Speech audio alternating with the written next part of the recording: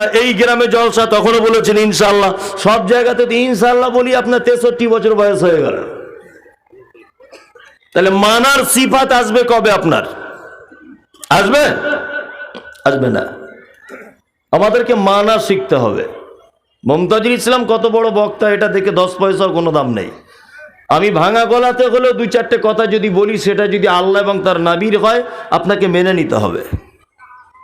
পরবর্তীতে যে কথাগুলো বলবো ইনশাআল্লাহ মানার চেষ্টা করব ইনশাআল্লাহ। ওয়াত্তিন ওয়াজ জাইতুন মুখস্থ আছে তো? হ্যাঁ, অনেক মানুষের, কিন্তু আমাদের টাইমের অভাবে বাংলাটা কোনোদিন পড়ে দেখিনি যে আল্লাহ কি বলেছে। পড়ে দেখেছি? দেখিনি। আমি যদি একটা করে আয়াত বলবো, আপনি এখানে মনোযোগ সহকারে শুনতে থাকুন। এমন কিছু তথ্য আপনার সামনে পেশ করছি যে আপনি অবাক হয়ে যাবেন। আল্লাহ তাআলা বলছেন অত্তিন, ঠিক ডুমুরের মতো দেখতে একটা ফল, ডুমুরের মতো দেখতে একটা ফল। এই ফলটা আল্লাহ তাআলা বলছেন অত্তিন, আমি কসম করে বলছি। ওয়াজ জাইতুন, জয়তুন একটা ফল যার তেল এখন মার্কেটে কিনতে পাওয়া যাচ্ছে, তাই না? হ্যাঁ, যেটাকে আমাদের এখানে জলপাই বলছে, টক টক মতো খেতে। এখন এই জলপাই না তখনকার ফিলিস্তিনের মাটিতে এই ফলটা বেশি হতো, না ওই ফলটা আল্লাহ বেহেতার জানে, আমি এ ব্যাপারে ভালো জানি না। তা জায়তুন একটা উপকারী ফল, আল্লাহ কোরআনে কথা বলেছেন, নবীজি জয়তুন ফলের উপকারিতা বর্ণনা করেছেন। জয়তুনের কসম খাচ্ছেন আল্লাহ। অতুরে সিনিন, তুর এবং সিনাই পর্বতের কসম খাচ্ছেন আল্লাহ। ওয়াহাজাল বালাদিল আমিন, এই মক্কা নগরীর অর্থাৎ এই পবিত্র নগরীর কসম করে, এই নিরাপদ নগরীর কসম করে আমি আল্লাহ বলছি।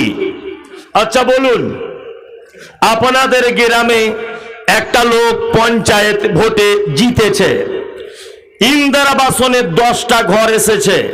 এই লোকটা খুব গরিব মানুষ, ঘরের চলে এসেছে। পঞ্চায়েত চালাকি করে এর ঘরটা কেটে ওই ধনী লোকটাকে ঘরটাকে দিয়ে দিয়েছে।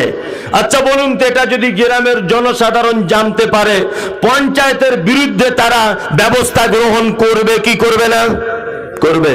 কিছু করতে না পারলেও ওর ভোটের সময়তেও বিরোধিতা করবে, যে লোকের ঘর মেরে খায়, তাই না?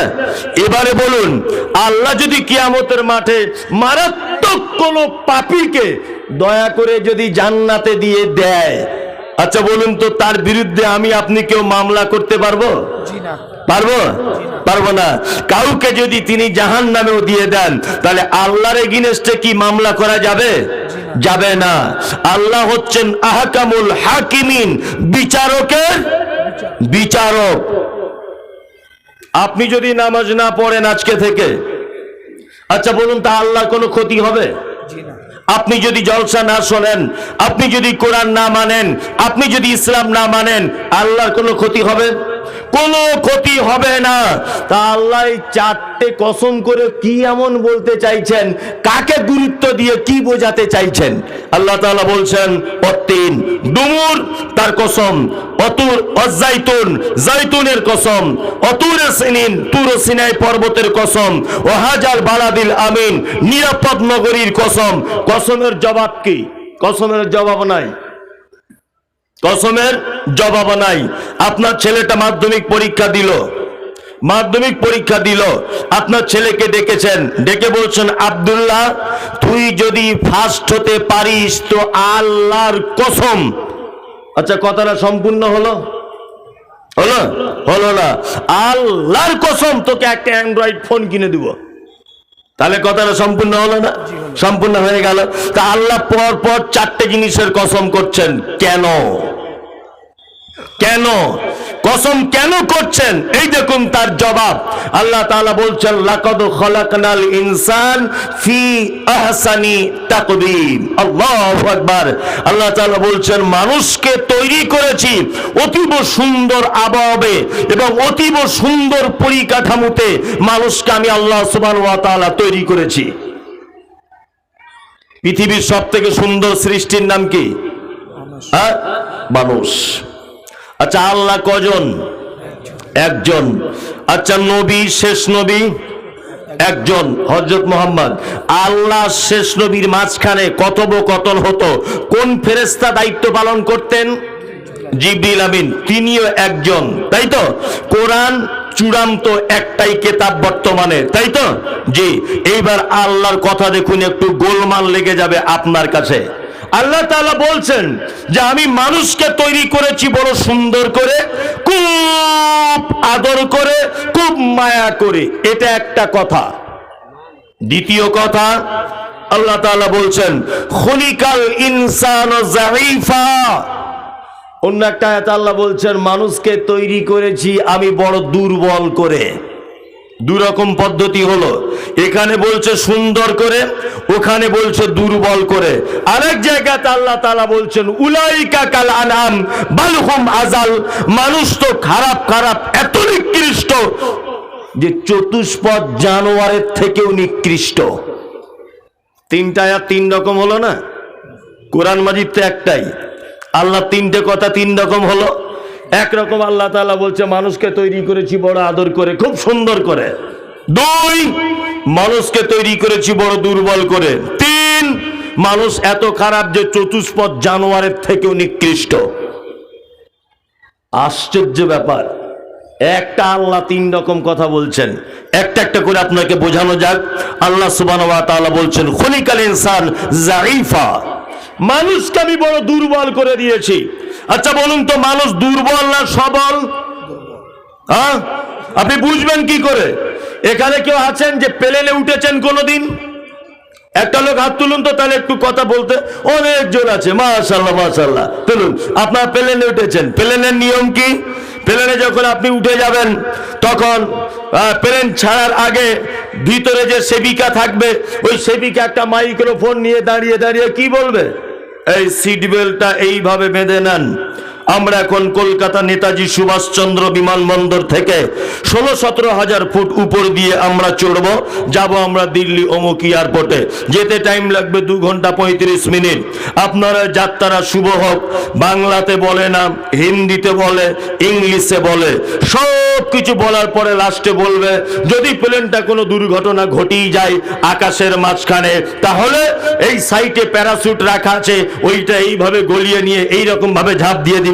এগুলো বলে কি বলে না? দেখায় কি দেখায় না? দেখায়।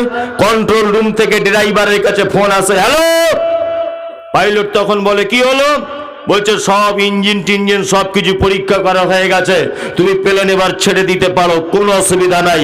ইঞ্জিনিয়াররা এসে মেশিন পত্র দিয়ে চেক করলো, প্লেন একেবারে ত্রুটিহীন, কোনো ত্রুটি নেই। প্লেনের পাইলট 2-3 যা থাকে তারা সব নিজ নিজ গাড়ি স্টার্ট দিয়ে আস্তে আস্তে আস্তে আস্তে করে উপরে তুলে প্লেনটা যখন চলছে 15 মিনিট পরে খবর পাওয়া গেল যে ফাঁকা আসমান থেকে প্লেনটা বাস্ট হয়ে পড়ে মাটিতে পড়ে গেছে। এই রকম খবর পেপার পত্র পত্রিকায় পাওয়া যায় কি যায় না? যায়, যায়। একটা প্লেনের দাম কত? ধরে নেন 1000 কোটি টাকা। আর নিরীহ প্যাসেঞ্জার ছিল কতজন? ধরে নেন 200 জন। পাইলট ছিল 2 জন, সেবিকা ছিল 10 জন, টোটালে 340 জন মানুষ, 1000 কোটি টাকার প্লেন। আচ্ছা বলুন, এই 10 মিনিট ব্যবধানের মধ্যে প্লেনটা আসমান থেকে ভেঙে পড়ে যাবে, এটা যদি দমদম কন্ট্রোল রুম যদি বুঝতে পারত, তাহলে 1000 কোটি টাকার প্লেন, 340 জন নিরীহ যাত্রী, এদের প্রাণ চলে গেল, একজনও বাঁচলো না। এত বড় অন্যায় কাজ কন্ট্রোল রুম করতো? Yes no? কোনটা করতো না? তার মানে পৃথিবীর যত যান্ত্রিক সভ্যতা আসুক, যত রকমের যন্ত্রের আবিষ্কার হোক, ঘোড়ার ডিম মাইক এনেছে কোথা থেকে, যত রকমের মেশিন আবিষ্কার হোক না কেন, আল্লাহ তাআলা বলছে মানুষ বড় দুর্বল, খুব দুর্বল। কত দুর্বল যে 5 মিনিট আগে 5 মিনিট পরে কি হবে তুমি এটা বলতে পারবে না। বলুন তো দেখি, 1000 কোটি টাকার প্লেন 10 মিনিট পরে ফাঁকা আসমান থেকে বাস্ট হয়ে নিচে পড়বে, এটা কি পৃথিবীর কোনো মেশিন আছে যে 10 মিনিট আগে পিছনের খবর বলে দিতে পারবে? আছে? আল্লাহ তাআলা বলছেন খুলিকাল ইনসানু যায়ীফা, রকেটে চলে গেছো, সব চাঁদে চলে গেছো রকেটে চড়ে, এটা অনেক বুদ্ধিমানের কাজ করেছো। কলকাতার ওই আপনার দমদম থেকে বেলুর মঠ পর্যন্ত মেট্রোর কাজ চলছে, মাঝখানে গঙ্গা নদীটা আছে, গঙ্গা। এই গঙ্গাতে কি করে মেট্রো পার হবে? না ভালো ইঞ্জিনিয়াররা গবেষণা করে ওই রেলটা